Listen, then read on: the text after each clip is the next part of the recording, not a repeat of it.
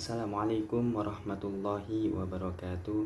Alhamdulillahirabbil alamin wassalatu wassalamu ala asrofil anbiya'i wal mursalin wa ala alihi washabihi ajmain amma ba'du. Puji dan syukur marilah kita sama-sama panjatkan kehadirat Allah Subhanahu wa taala. Shalawat dan salam masih teruslah limpahkan kepada baginda alam Nabiuna Muhammad sallallahu alaihi wasallam. Yang terhormat Bapak Dr. Andi Prastowo, MPDI, selaku dosen pengampu mata kuliah seminar proposal. Dan yang terhormat teman-teman MPGMI 3B yang insya Allah mudahkan dalam menuntut ilmunya. Pada kesempatan kali ini, saya akan memaparkan proposal penelitian saya dengan judul Penanaman Nilai Moral dengan Model Flipped Classroom pada Pembelajaran Daring. Adapun latar belakang masalah dari topik yang saya angkat, pendidikan moral adalah sesuatu atau isu yang kenyataannya masih kencang untuk dibahas. Kenapa? Karena pendidikan moral di sini adalah sesuatu yang harus butuh perhatian serta penanganan yang lebih. Karena dapat mempengaruhi kehidupan semua elemen, bukan hanya orang dewasa melainkan anak-anak. Dan dalam menanamkan nilai moral ini tentunya seorang guru atau pendidik membutuhkan sebuah media atau model dalam membantu menanamkan nilai moral ini kepada siswa. Dan pada kesempatan kali ini saya memakai sebuah model Flipped Classroom. Flipped Classroom di sini terdapat dua bagian utama. Pertama, dilakukan secara langsung maupun tidak langsung, seperti di rumah. Penggunaan model ini secara tidak langsung melengkapi proses pembelajaran baik di sekolah maupun di rumah. Secara umumnya, penerapan model ini dimulai dengan pembelajaran di rumah secara daring. Selaras dengan keadaan sekarang di mana pembelajaran menggunakan pembelajaran daring, karena yang awalnya kegiatan siswa dilaksanakan secara tatap muka kini berubah menjadi pembelajaran jarak jauh atau daring. Observasi awal, peneliti mewawancarai salah satu guru kelas untuk menanyakan terkait dengan aktivitas siswa di saat pembelajaran daring. Dari hasil wawancara mengatakan bahwa tidak sepenuhnya mereka bisa melihat aktivitas anak ketika belajar. Dan beberapa dari mereka mengajukan yang namanya proses kegiatan belajar mengajar, yang membuat mereka tidak memiliki sikap moral yang baik terhadap belajar. Pada pembelajaran daring ini perlunya pengawasan yang lebih dan kerjasama antara guru dan orang tua dalam membimbing moral seorang anak ketika dia dalam proses belajar. Dari hasil observasi tersebut, peneliti tertarik untuk mengangkat bagaimana menanamkan nilai moral siswa sekolah dasar dengan bantuan model Flipped Classroom pada saat pembelajaran daring. Adapun rumusan masalah yang diangkat oleh peneliti, yang pertama adalah bagaimana implementasi penanaman nilai moral dengan model Flipped Classroom pada pembelajaran daring. Dan yang keduanya, apa saja hambatan yang terjadi pada pembelajaran daring dengan model Flipped Classroom. Yang selanjutnya adalah tinjauan pustaka atau kajian pustaka. Menurut basis data DOAJ, penanaman moral sudah diteliti sejak tahun 2007.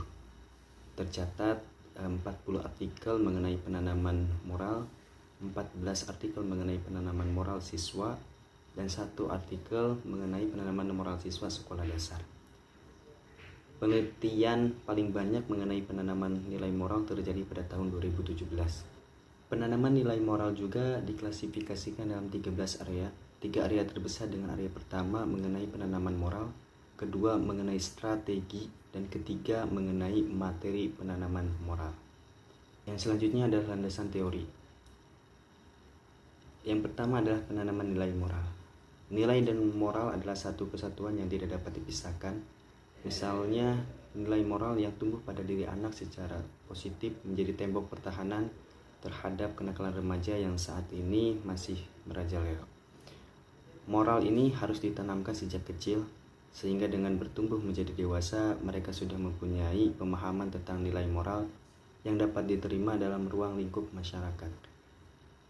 William mengatakan bahwa salah satu penyebab ketidaksiapan seseorang berperilaku baik meskipun sudah mengenal kebaikan karena tidak begitu terlatih membentuk kebaikan.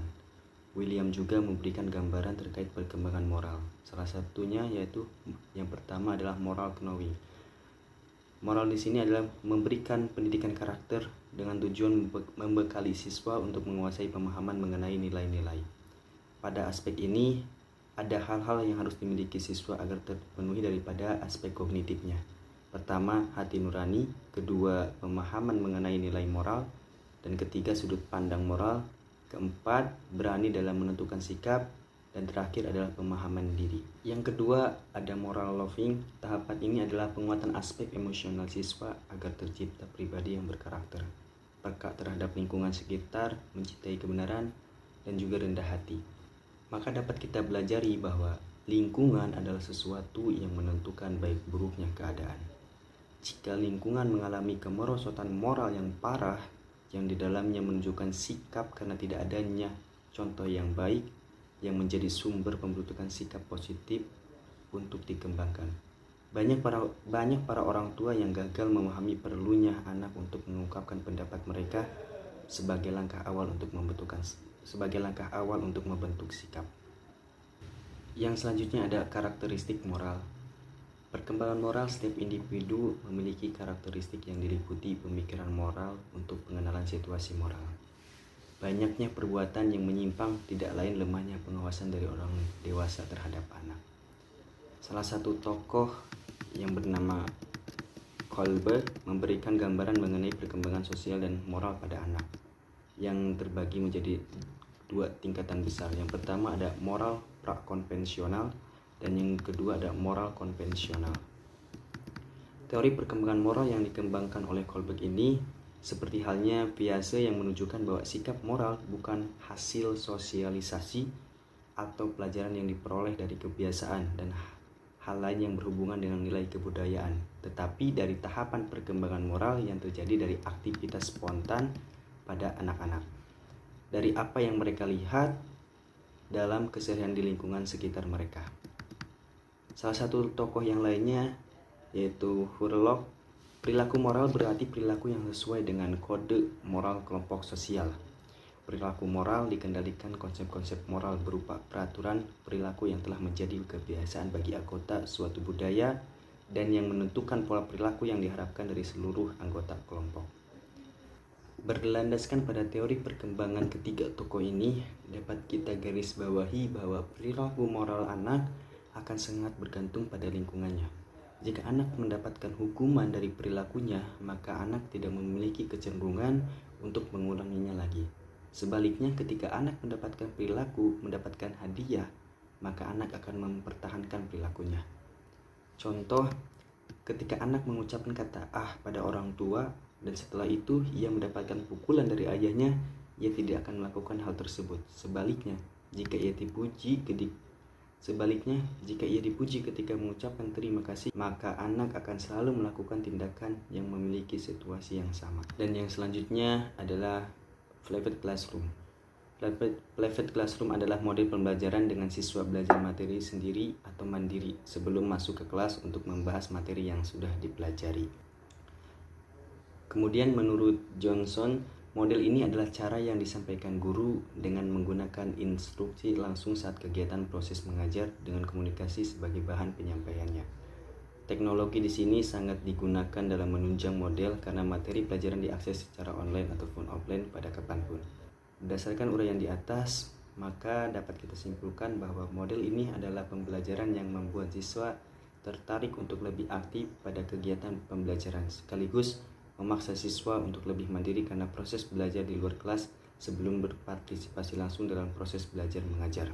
Adapun jenis-jenis model Flipped Classroom, yang pertama ada tradisional Flipped Classroom, di mana model pembelajaran sederhana dengan proses pembelajarannya siswa disuruh menonton video yang materi pelajarannya di rumah. Kemudian ketika di dalam kelas siswa mengerjakan tugas baik secara mandiri dan kelompok. Yang kedua adalah Mystery Flipped Classroom, di mana tahapan pembelajarannya hampir sama dengan tradisional Flipped Classroom, tetapi perbedaannya terdapat pada awal pembelajarannya, adanya pengulangan materi pada pertemuan sebelumnya. Dan yang ketiga ada Peer Interaction Flipped, di mana siswa mempelajari terlebih dahulu materi yang akan dibahas sebelum masuk ke kelas dengan bantuan video. Yang selanjutnya ada kerangka berpikir. Dengan mengacu pada deskripsi teoritis yang telah dipaparkan di atas, dapat diketahui bahwa perilaku moral atau pendidikan moral merupakan salah satu sarana yang terpenting dalam kehidupan manusia terutama dalam bersosialisasi dengan orang lain. Tanpa perilaku moral yang baik, seseorang tidak akan diterima di lingkungan sekitar. Juga pemilihan model dalam pembelajaran dapat memberikan bantuan atau peranan dalam proses untuk mencapai tujuan yang ditetapkan. Memanfaatkan teknologi dalam pendidikan adalah salah satu upaya untuk memudahkan dalam proses pembelajaran di kala masa pandemi sekarang. Kerangka berpikir dapat dilihat dari gambar berikut. Dan yang terakhir adalah metode penelitian. Pendekatan yang diterapkan dalam penelitian ini adalah kualitatif dengan jenis penelitian studi kasus. Studi kasus adalah eksplorasi satu kasus atau banyak kasus dari waktu ke waktu melalui pengumpulan data yang mendalam dan melibatkan berbagai sumber informasi yang kaya dalam konteks. Pengambilan sumber data menggunakan dua macam, baik data primer maupun data sekundernya. Dengan data primernya itu guru siswa dengan masalah pertama mengenai penanaman nilai moral dengan bantuan model private classroom, dan data sekundernya adalah arsip dan juga dokumentasi daripada lapangan. Yang selanjutnya adalah tempat penelitian, di mana penelitian ini dilaksanakan di MI Matlaul Atfal, Kota Bandung yang berlokasi di Jalan Cilengkrang 2, nomor 157, RT 05 RW 03, Desa Pasir Baru, Kota Bandung. Teknik pengumpulan data dalam penelitian ini mencakup 3. Yang pertama itu wawancara, kedua observasi dan dokumentasi. Keabsahan data, di mana pengujian dalam penelitian ini menggunakan teknik triangulasi untuk mendapatkan hasil yang sesuai dengan tujuan yang ingin dicapai. Teknik triangulasi merupakan pemeriksaan data dengan memanfaatkan hal lain di luar data untuk mendapatkan perbandingan data. Dan yang selanjutnya ada teknik analisis data, di mana teknik analisis data yang digunakan dalam penelitian ini adalah mengacu pada konsep Mills dan Huberman, yaitu interaktif model yang mengklasifikasikan analisis data ke dalam 3 tahapan. Yang pertama adalah reduksi data, penyajian data, serta penarik kesimpulan. Baik, itu saja paparan daripada presentasi proposal tesis saya. Mohon maaf bila ada kekurangan, dan terima kasih atas waktu yang telah diberikan. Wassalamualaikum warahmatullahi wabarakatuh.